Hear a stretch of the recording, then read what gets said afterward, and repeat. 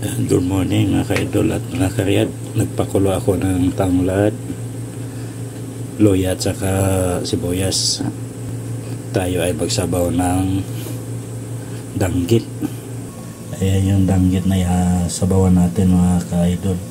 Tapos ito yung gulay, okra at saka talong lang. Yan tatlong yan. Ngayon maghiwa muna ako ng talong. Iwan na natin ilunod ang gulay.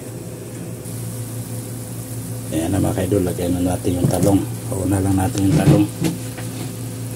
Kasi yung isda, madali lang yan. Itong gulay muna para hindi malangta. Ayan mga ka-idol, mamaya pag naluto itong talong, sunod na natin yung ating okra. Ayan. Ayan, antayin na lang natin maluto konti yan. Alright, ayan mga ka-idol, medyo malambot na yung ating okra o talong. Sunod na natin yung okra. Ayan, pag medyo maluto ng okra mga ka-idol, lagay na natin yung ating isdang danggit. Ayan na mga ka-idol, maglagay tayo ng pampalasa, patis, konting patis lang.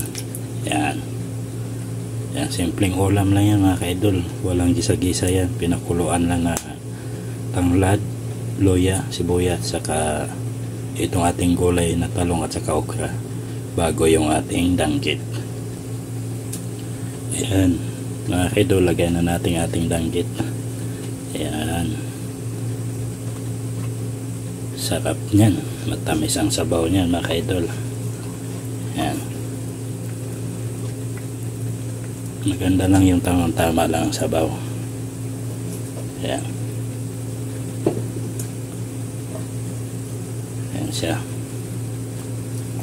Wow, sinabawang danggit. Ayan, antayin na lang natin yung manuot yung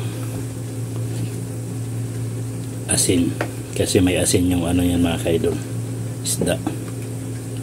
Ayan, pero nakuntihan ako ng sabaw, dagdag tayo konting sabaw. Ayan, itong sabaw pinakulo. Ayan, okay na yun mga ka-idol, balikan ko kayo mamaya. Alright, ayan na mga ka-idol, tikman na natin kung tama na ba yung nilagay nating patis. Ayan,